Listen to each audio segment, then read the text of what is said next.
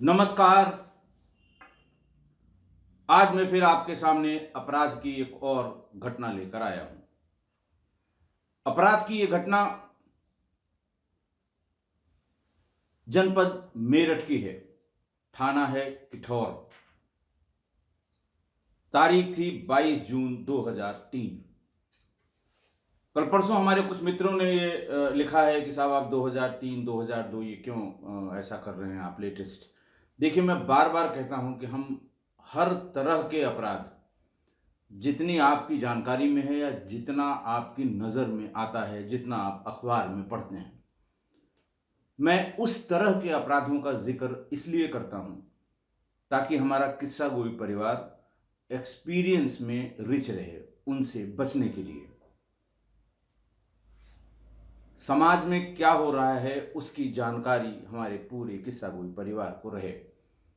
मैं इस मामले में बहुत भाग्यशाली हूं कि जितने प्रकार के अपराध मैंने अब तक बताए हैं, हमारे किस्सा गोई परिवार के किसी भी व्यक्ति ने, किसी भी सदस्य ने ये नहीं शिकायत की या ये सूचना नहीं दी कि मेरे साथ ये अपराध जो आप बता चुके थे उस तरह का अपराध घट चुका है या घटा है जानने के बाद। इसीलिए मैं हर तरह के अपराधों के बारे में जानकारी आपको शेयर करता हूं। जैसा मैंने बताया कि आज का वाकया 22 जून 2003 का है, थाना किठौर और जनपद मेरठ का। मेरठ में किठौर थाना की 14 साल की एक लड़की थी मुंजरीन। वो अचानक प्रिंट और इलेक्ट्रॉनिक मीडिया में उसका नाम चलने लगा। कारण था कि उसके शरीर के अलग अलग हिस्सों से सुई का निकलना। उस जमाने में तब के अखबारों में, समाचार न्यूज चैनल्स में चारों तरफ ये चर्चा का विषय था कि उसके शरीर से, कभी हाथ से, कभी पैर से, कभी कमर से सुइयां निकलती हैं। किसी के लिए भी ये बहुत विचित्र बात थी या किसी के लिए बहुत असमंजस भरी बात थी, इसलिए लोगों के बीच ये चर्चा का विषय बना रहा। जब भी उसके बदन के किसी हिस्से में दर्द होता था तो डॉक्टर चीरा लगाकर यानी ऑपरेशन करके उसमें से सुई बाहर निकाल देता था। ऐसा करने के बाद जब मुंजरीन अपने उस डॉक्टर के यहां से चीरा लगवा के और सुई जो उसमें से निकलती है उसको एक कागज में लपेट के बाहर निकलती थी, तो उसको प्रेस वाले, प्रिंट और इलेक्ट्रॉनिक मीडिया के सारे लोग घेर लिया करते थे। एक हाथ में कागज में जो सुई निकली है वो हाथ में लिए रहती थी। उसके फोटोग्राफ प्रिंट मीडिया वाले और इलेक्ट्रॉनिक मीडिया वाले उसकी वीडियो क्लिपिंग बनाते थे। लड़की और उसके पिता आबिद का बयान लिया जाता था, जिसको टेक्निकल भाषा में बाइट कहते हैं टीवी वाले। लड़की ये कहती थी कि उसको पता नहीं कि ये सुइयां उसके शरीर के भीतर कब और कैसे आ गईं। उसे तब पता लगता था जब उस जगह पे दर्द होने लगता था।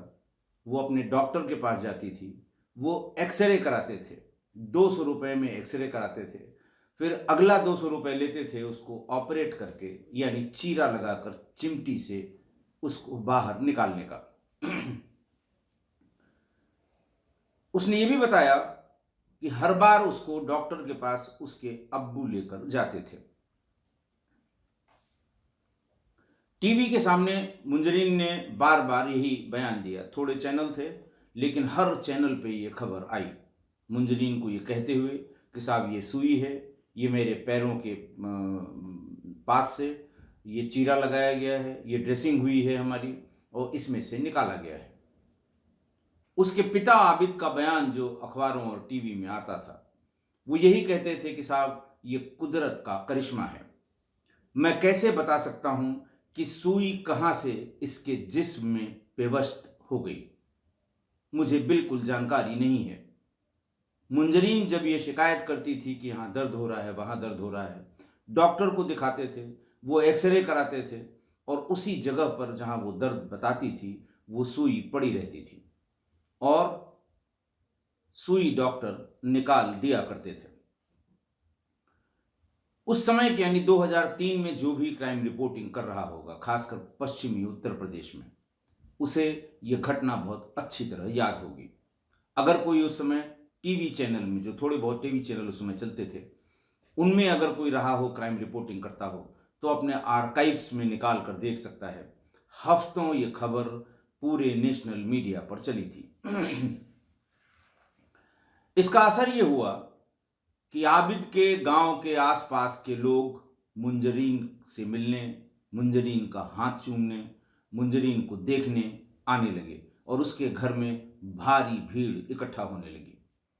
अखबार वाले भी रोज इसी तरह की फोटोग्राफ कि आबिद के घर के बाहर इतनी भीड़ और फला मिलने आए और फला मिलने आए, ये फॉलो अप में रोज रोज खबरें छपती रहीं। जब हफ्तों टीवी और अखबारों में यह खबर छपी, तो मेरठ मेडिकल कॉलेज के डॉक्टरों से भी अखबार वालों ने और टीवी वालों ने पूछना शुरू किया। आप जानते हैं, जो खबर की दुनिया में हैं, जो पत्रकार हैं, जो खबरची हैं, किसी खबर के फॉलो अप के लिए उन्हें नई नई चीज़ें हर दिन देनी होती हैं। इसी सिलसिले में मेडिकल कॉलेज के डॉक्टर्स और प्रिंसिपल से खबरों के सिलसिले में लोगों ने बात की। सभी डॉक्टर्स ने साफ मना कर दिया कि मेडिकली ये संभव नहीं है कि भीतर अपने आप सुई बन रही हो, सुई पैदा हो रही हो। अगले दिन मेडिकल कॉलेज के प्रिंसिपल से बयान लिया गया, टीवी में बाइट भी ली गई और प्रिंट मीडिया ने उनका बयान लिया। उन्होंने ये बताया टीवी के एक इंटरव्यू में कि मैं बिना मरीज के देखे हुए कुछ भी स्पष्ट रूप से नहीं कह सकता, लेकिन जितना टीवी पर या अखबारों में या लोगों से मैंने सुना है, जो बताया गया है मुझे, उस हिसाब से मेडिकल साइंस में इस तरह से सुई मिलने का कोई एक्सप्लेनेशन नहीं है। खैर, कुछ जिज्ञासु पत्रकार होते हैं, वो तब भी नहीं माने। वो आबिद को घेर घार करने लगे कि भाई, डॉक्टर तो मना कर रहे हैं कि संभव नहीं है, क्यों नहीं एक बार तुम मेडिकल कॉलेज में बच्ची को दिखा लेते हो। बहुत घेर घार करने पर आबिद मान गए। आबिद अपनी बेटी मुंजरीन को लेकर मेडिकल कॉलेज गए। वहां जाके डॉक्टर्स को दिखाया, उसका एक्सरे कराया गया। उसकी जांघ में एक सुई का होना पाया गया। उसने हल्का दर्द बताया, एक्सरे हुआ तो उसकी जांघ में एक सुई का होना पाया गया कि हाँ साहब, एक सुई है। डॉक्टरों को भी बड़ा अचंभा लगा। वहां मौजूद प्रेस वालों को जब ये पता लगा कि देखिए साहब, मेडिकल कॉलेज ले आया गया और यहां भी जांघ में उसकी सुई दिखाई दे रही है एक्सरे में, उन्होंने फिर प्रिंसिपल साहब को घेरा कि साहब अब बताइए, अब तो लड़की मेडिकल कॉलेज भी आ गई, आपके डॉक्टर्स ने जांच कर ली, अब आप बताइए। प्रिंसिपल साहब ने यह कहा कि साहब देखिए, जहां सुई पड़ी हुई है वो ब्लड सर्कुलेशन का पैसेज नहीं है। अगर वो ब्लड सर्कुलेशन का पैसेज होता तो यह कहा जाता कि कहीं से इसकी एंट्री हुई होगी, सर्कुलेशन के साथ साथ ये जांघ में पहुंच गई। तो पहला ये कि जहां पर वो है वो कतई ब्लड सर्कुलेशन के पैसेज में नहीं है, और उसकी पोजीशन को देख के ये लगता है कि शायद ये एक्सटर्नल इंसर्शन है, यानी बाहर से सुई को चुभोया गया है। लेकिन बाहर से ये सुई उसकी जांघ में कैसे पहुंची, ये सिर्फ मुंजरीन ही बता सकती है।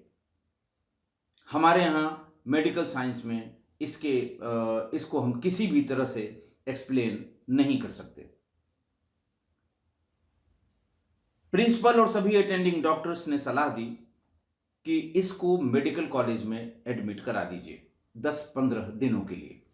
हम इसको क्लोजली सुपरवाइज करेंगे, तब ये पता लग जाएगा कि ये सुई इसके जिस्म में कहाँ से आती है, और जब हम निकालेंगे तब भी इसको एनालाइज करेंगे कि कैसे वहां तक पहुंची है। क्योंकि ये सुई, ये सिलाई वाली सुई है। सिलाई जो लोग करते हैं हाथ से, जिसमें पीछे की तरफ एक छोटा होल होता है और तागे को जीप से उसे थोड़ा वेट करके, थोड़ा गीला करके, सीधा करके और अच्छी नज़र वाले ही उसको सुई की छेद में वो तागा डाल पाते हैं। तो ये वो वाली छोटी सुई है जो फैक्ट्री मेड है, और किसी भी कंपोजिशन से इसकी मैन्युफैक्चरिंग या इसका बनना जिस्म के भीतर, शरीर के भीतर, बॉडी के भीतर संभव नहीं है।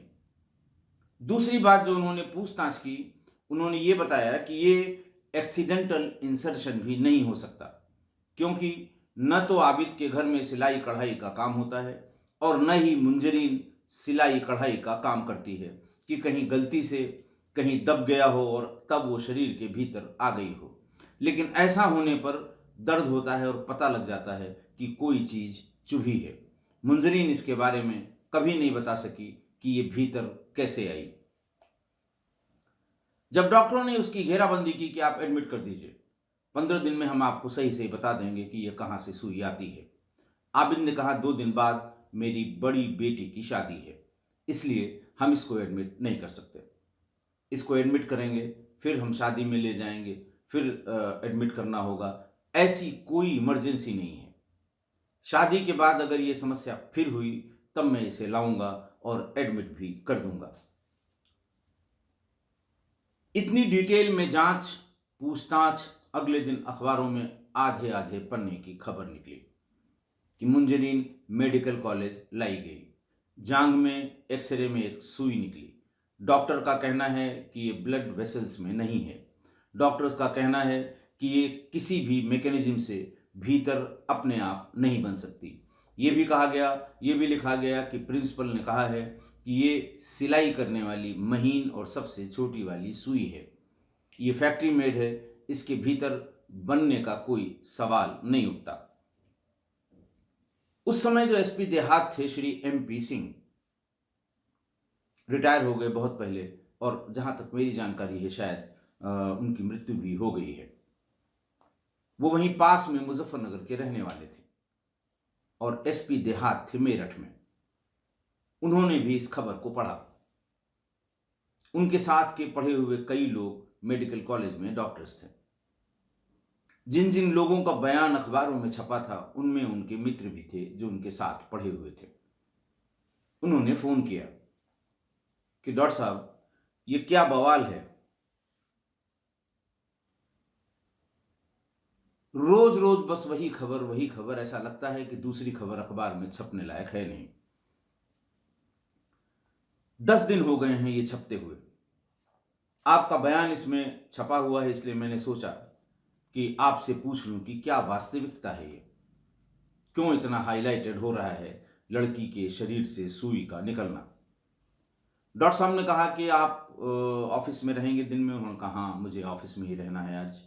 उनका मैं दिन में किसी वक्त आऊंगा, बैठ के आपको बताऊंगा। एसपी रूरल का दफ्तर एसएसपी के ऑफिस में, एसएसपी के कार्यालय में ही बना हुआ है। दोपहर में किसी समय मेडिकल कॉलेज में अपनी ओपीडी खत्म करके डॉक्टर साहब MP सिंह से मिलने, अपने मित्र से मिलने उनके कार्यालय में आ गए। बातचीत शुरू हुई। उन्होंने पूछा बताओ भाई क्या बात है, क्यों इतना आफत मची हुई है?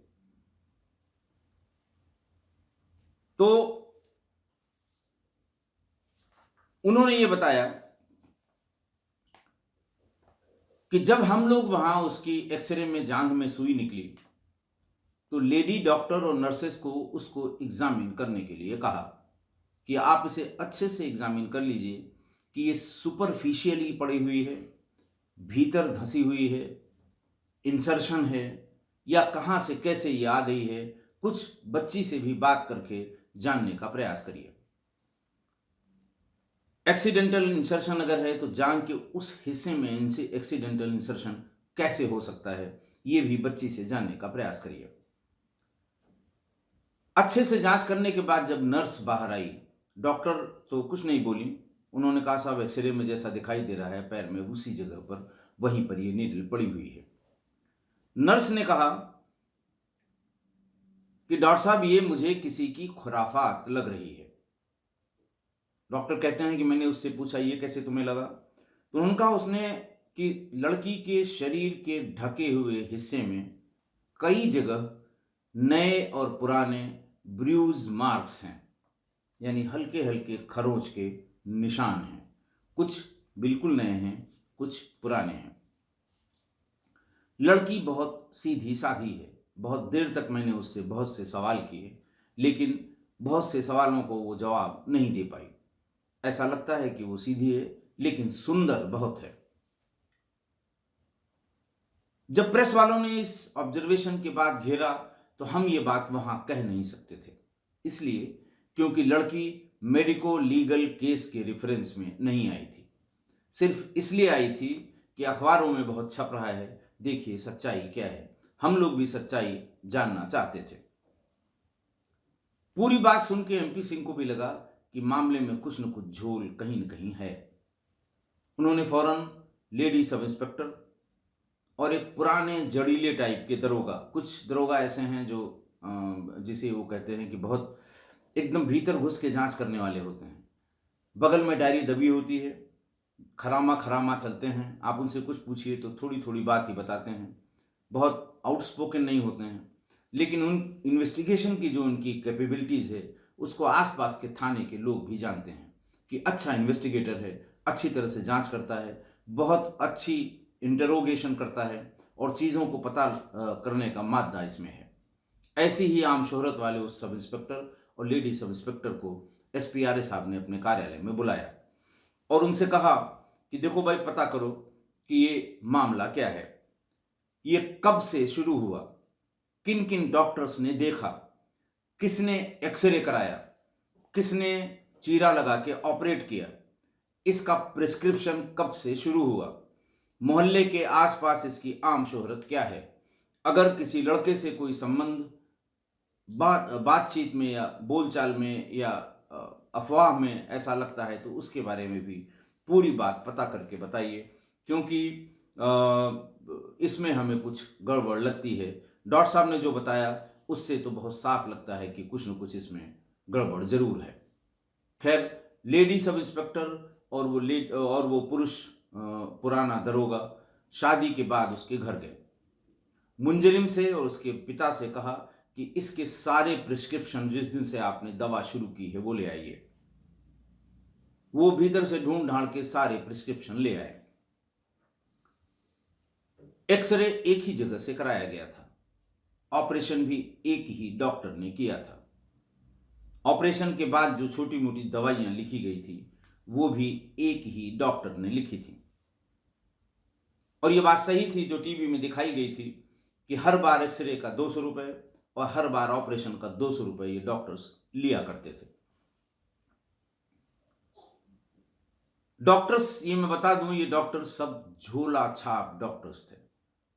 पुराने लोग जानते हैं कि किस तरह का क्लिनिक गांव में खुला होता है। एक ही कमरे का क्लिनिक, आधे में एक पर्दा लगा हुआ, पर्दे के पीछे जो बेड जिस पे मरीज को लिटा के देखा जाता है, देशी टाइप का लकड़ी का बनाया हुआ।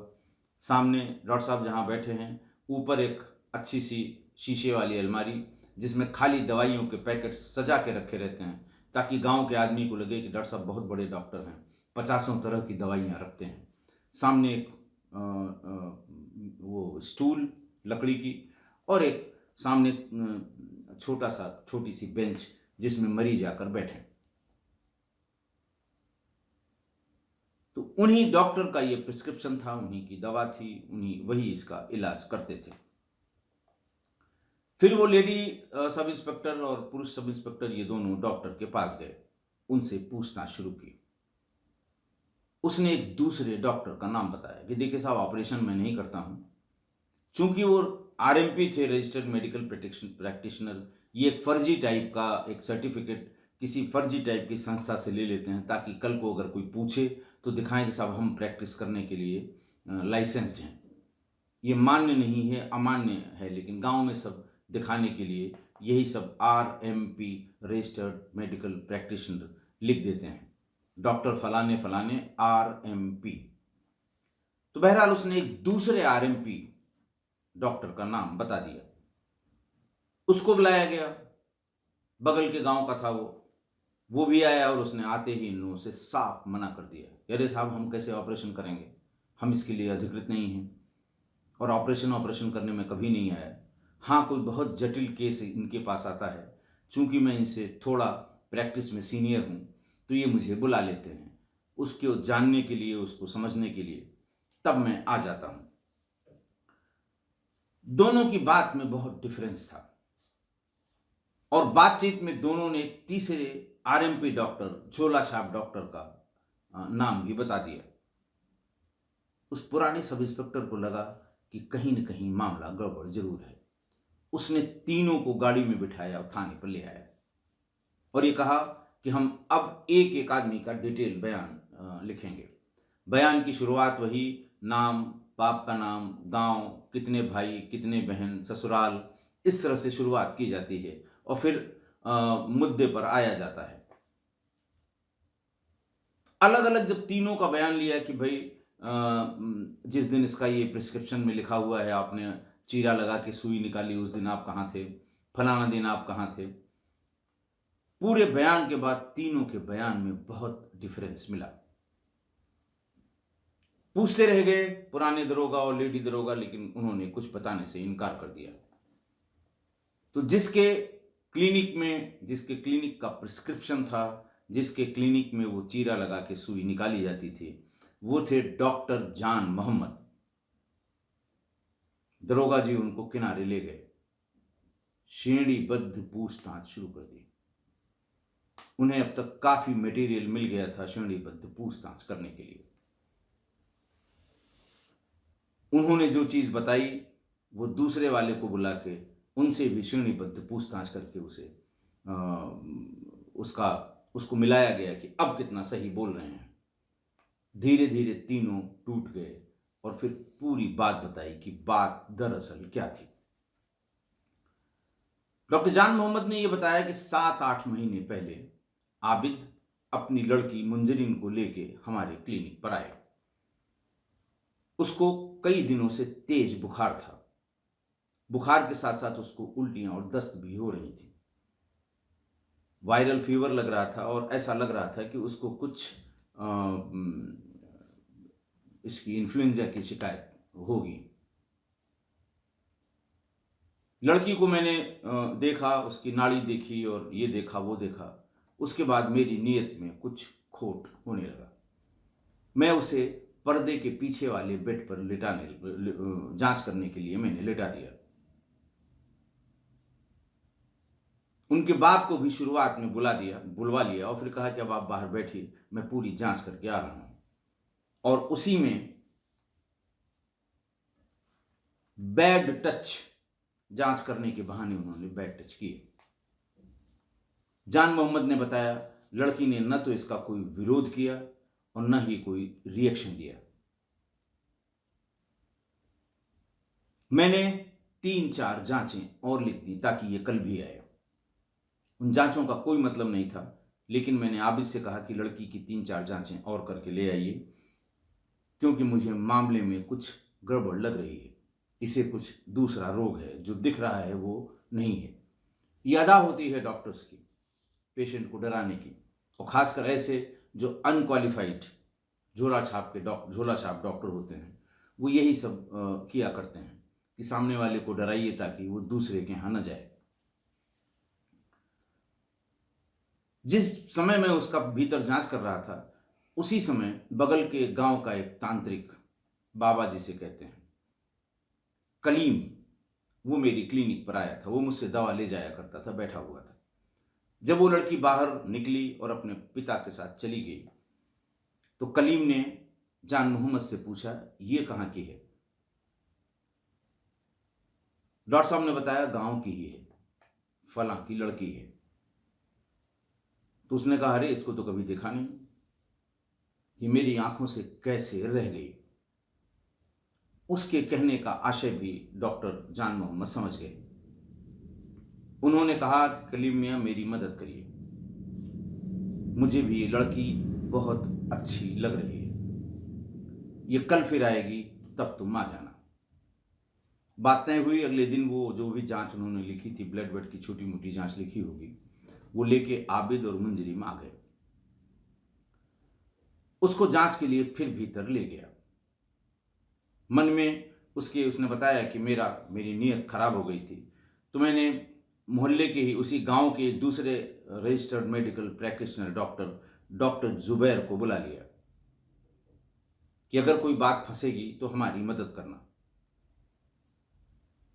पहले उसको एक साधारण इंजेक्शन लगाया, फिर लोकल एनेस्थीसिया लगा के दूसरे बाह में छोटी वाली सुई भीतर इंसर्ट कर दी, भीतर चुभो दी कि बिल्कुल भीतर चली जाए।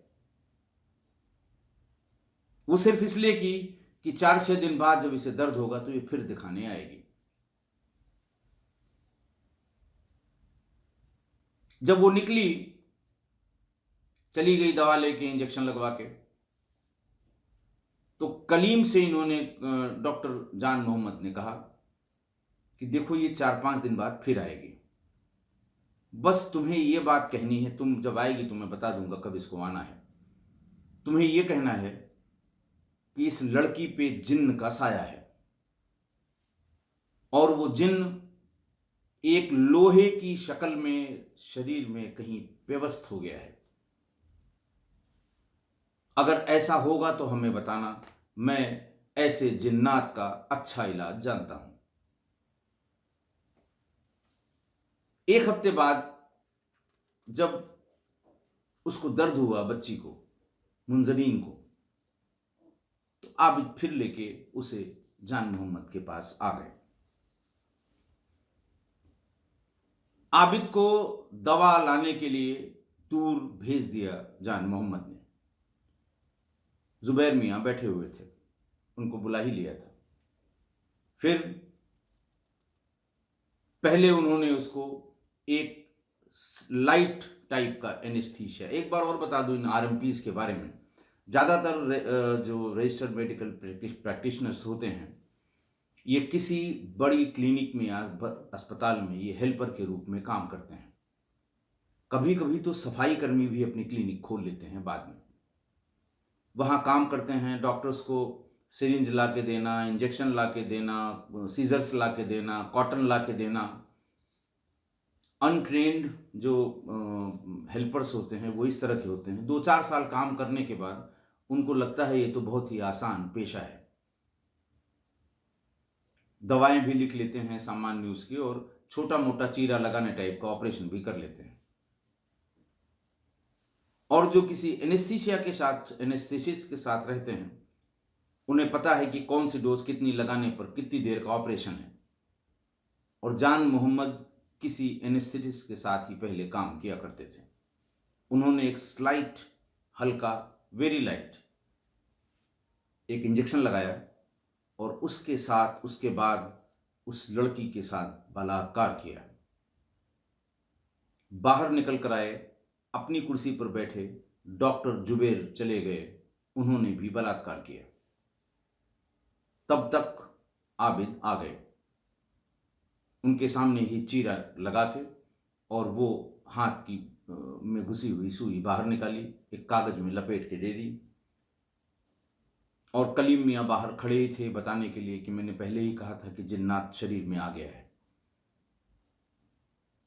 मैं इसका इंतजाम करूंगा, इतना इतना पैसा, ये नींबू, ये फलाना, ये मुर्गा, ये मुर्गी, ये शराब, ये दे दो, मैं इसको बाहर कर दूंगा। और डॉक्टर साहब से कहा कि जब जब ये जिन्नात भीतर जाए आप फौरन इसको ऑपरेट करके निकाल दीजिएगा, बहुत दिन तक भीतर रहेगा, लड़की और उसके पूरे परिवार का नुकसान करेगा।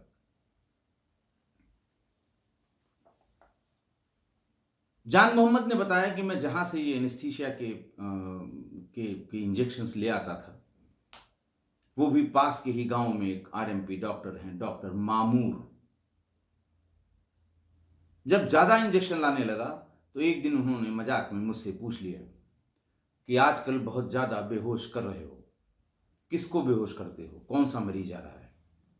मैं डर गया कि लगता है इनको भी पता लग गया। जब मैंने बताया तो उन्होंने कहा मुझे भी बता देना। ये कारवां बढ़ता गया, और तांत्रिक कलीम के समेत 5 लोगों ने 8 महीने तक उस नाबालिग बच्ची के साथ बलात्कार किया। लेडी सब इंस्पेक्टर और सब इंस्पेक्टर ने आके पूरी बात एमपी सिंह को बताई। एमपी सिंह गुस्से में लाल हुए। उन्होंने किठौर के थानाध्यक्ष को वहीं फोन से कहा कि फौरन इन 4-5 को दबिश दे के और हर हाल में रात तक उठाइए, मैं थाने पर आऊँगा, वहीं प्रेस कॉन्फ्रेंस करूँगा, प्रेस के सामने इन दरिंदों को पेश करूँगा। एक को छोड़ के सब मिल गए अलग अलग जगह। थाने पर बड़ी प्रेस कॉन्फ्रेंस हुई। इन चारों झोला छाप डॉक्टरों, doctor Jan Mohammad, doctor Sajid, doctor Mamoor, doctor Zubair और कलीम में, इनमें से डॉक्टर जुबैर नहीं मिले थे उस समय, बाकी सबको प्रेस के सामने उपस्थित कराया गया। प्रेस वालों का भी गुस्सा अपनी चरम पे था, पब्लिक का गुस्सा भी अपने चरम पे था। पुलिस तो परेशान थी ही थी। इन चारों की अच्छी आवभगत, अच्छी खातिरदारी वहीं पुलिस थाने पर हुई, फिर इनको जेल भेज दिया गया। जो मुकदमा लिखा गया उसमें धारा 417 चीटिंग के जो पनिशमेंट के प्रोविजंस हैं वो आईपीसी के, फिर धारा 420 फ्रॉड करना, गलत बताना, दूसरी चीजें बता देना, जिसमें सजा है 7 साल की।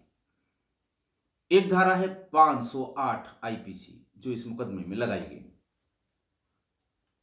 जिसका जो डेफिनेशन है वो ये लिखी हुई है कि act caused by inducing person to believe that he will be rendered an object of the divine displeasure। यानी जो कुछ भी मैं कह रहा हूं, दे रहा हूं या करा रहा हूं, वो करना तुम्हारी मजबूरी है, वरना ईश्वर तुम्हें दंड देगा, भगवान तुम्हें दंड देगा, अल्लाह तुम्हें दंड देगा। क्योंकि ये बात वहाँ वो जो कलीम थे, तांत्रिक कलीम, वो ये बात बताया करते थे। कभी कभी बच्ची है, उसे अंदाज हो जाता था, वो कहती थी तो कहते थे खबरदार कहीं नाम मत लेना, ऊपर वाला नाराज हुआ तो पूरा परिवार नष्ट हो जाएगा। 506 जान से मारने की धमकी देना, 323 यानी वो सुई चुभो चुभो कर शरीर को चोट पहुंचाना, और 376 यानी बलात्कार की धाराएं। 376 को छोड़ के किसी में 1 साल, किसी में 5 साल, किसी में 3 साल की सजा है। ट्रायल भी हुआ और इन पांचों को, किसी को 3 साल, किसी को 5 साल और किसी को 7 साल सजा सुनाई गई। आज की घटना। अंधविश्वास, कुदरत का करिश्मा, इस पर विश्वास करने वाले लोग अब भी बहुत बड़ी संख्या में हैं, जबकि ये इंटरनेट युग है। गैर पढ़ा लिखा आदमी या औरत, पुराना हो या नया हो, वो भी नेट पर अपनी ज़रूरत की चीज़ें ढूंढ लेता है। उसे पता है कौन चीज़ सही है, कौन गलत है।